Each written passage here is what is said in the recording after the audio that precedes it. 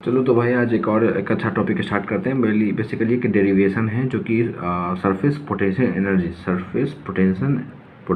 Energy के related है और एक अच्छा टॉपिक है। आपके कॉन्सेप्ट को ये बूस्टअप करता है। डेरिवेशन भी समझनी चाहिए, याद रखना, वो फार्मूला याद ही रखना अच्छा होता है। डेरिवेशन याद रखे नहीं रखे आप पे डिपेंड करता है, लेकिन समझना उसको बहुत ज़्यादा इंपॉर्टेंट है, क्योंकि आपसे वो उसको न्यूरॉन जो होता है ना एक्टिवेट होते हैं बेसिकली, है ना। मतलब इंटरेस्टिंग होता है तो थोड़ा सा इंटरेस्ट बनता है। तो लोग मतलब समझते हैं।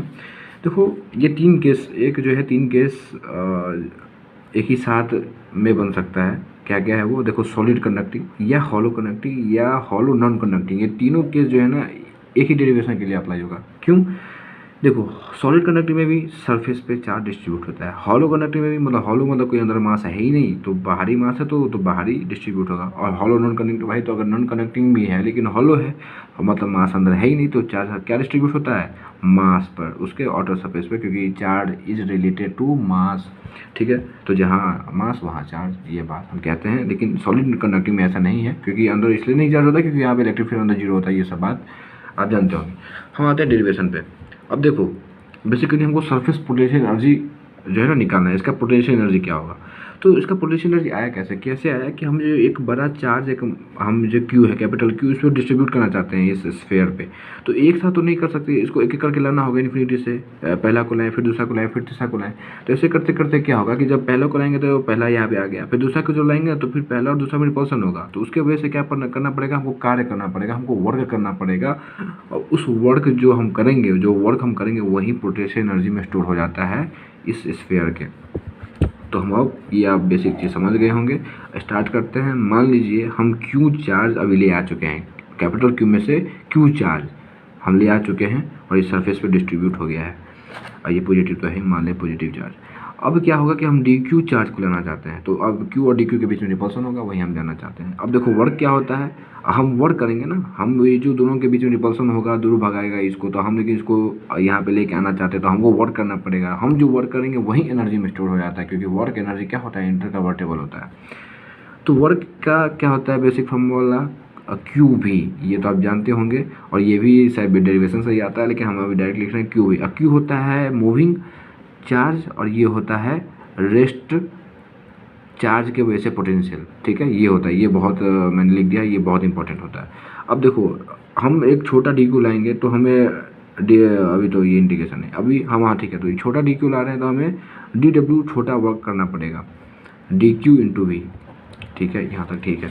अब देखो वी क्या है? उस रेस्ट का, यहाँ पे बात पकड़ो, रेस्ट चार्ज का पोटेंशियल। तो रेस्ट चार्ज अभी क्या है? ये स्मॉल क्यू, तो इसके वजह से पोटेंशियल क्या होता है? डी क्यू तो है ही, और इसके वजह से पोटेंशियल क्या होता है? के क्यू बाई आर। समझ रहे हो? के क्यू बाई आर, ये डी डब्ल्यू। अब हमको अब छोटे छोटे डी क्यू को ला रहे हैं, तो सबको साथ में क्या कर देंगे? इंटीग्रेशन कर देंगे, तो हमें पूरा टोटल का वर्क आ जाएगा। तो इंटीग्रेशन करेंगे डी डब्ल्यू कैपिटल डब्ल्यू पूरा वर्क, और ये करेंगे हम जीरो से कैपिटल क्यू तक ये वर्क करेंगे, और ये इंटीग्रेशन करेंगे तो ये आ जाएगा k q square by two r, और ये हम जो कर रहे हैं जीरो से क्यू तक, तो देखो आ गया ना k q square by two r. ये तुम याद रखो तो अच्छा है, लेकिन डेरिवेशन से तुम्हें अच्छा फील होता है। सब सेम वही अब अप्लाई होगा किस पे? सब वही जो भी ऊपर पढ़े हैं सब अप्लाई होगा सॉलिड नॉन कंडक्टिंग के लिए। सॉलिड नॉन कंडक्टिंग मतलब आ गया, सॉलिड मतलब अंदर भी मास है पूरा, और नॉन कंडक्टिंग मतलब समझते ही हैं कि नॉन कंडक्टर है मतलब अंदर इलेक्ट्रिक फील्ड जीरो हो सकता है, तो चार्ज अंदर भी डिस्ट्रीब्यूट होगा, सरफेस पे नहीं होगा, अंदर डिस्ट्रीब्यूट होगा।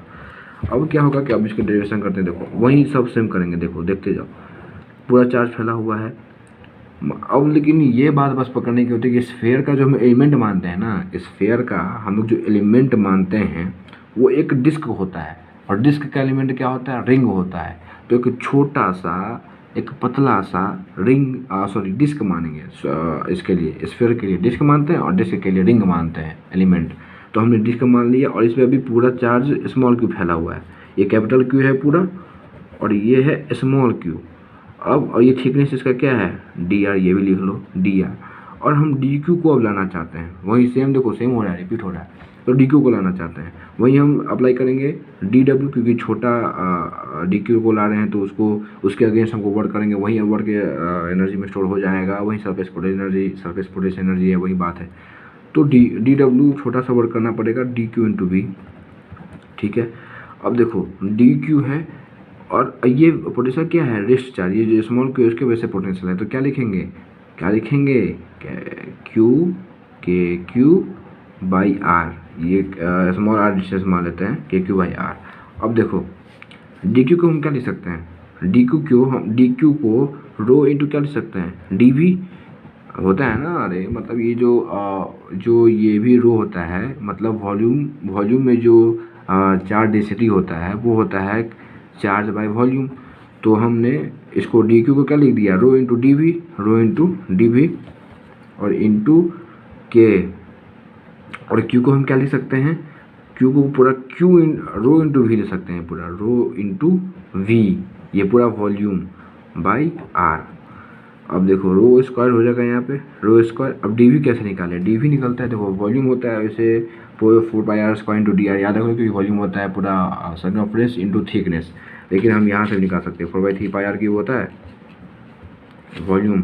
तो यहाँ पे हाँ, तो यहाँ पे ये क्या स्मॉल आर मान होता है, d v by d r कर देंगे, d v by d r, इसको स्मॉल आर के रिस्पेक्ट में डिफ्रेंशिएट करेंगे तो 4/3 पाई 3 इतना कुछ जरूरत नहीं, लेकिन मैं कर दे रहा हूँ, ठीक है। तो देखो क्या आ जाएगा 4 पाई आर स्क्वायर, और ये डी वी क्या आ जाएगा, डी आर उधर चला जाएगा तो इंटू डी आर, तो डी वी क्या आ गया 4 pi R square into D R, ठीक है, ये आ गया। और इंटू क्यू के रख देंगे यहाँ पे, और वी हम लिखेंगे 4/3 पाई आर क्यूब, स्मॉल आर का क्यूब, स्मॉल आर का क्यूब यहाँ पे आएगा, और आर नीचे एक आर है तो आर से आर कटेगा तो आर स्क्वायर, ठीक है।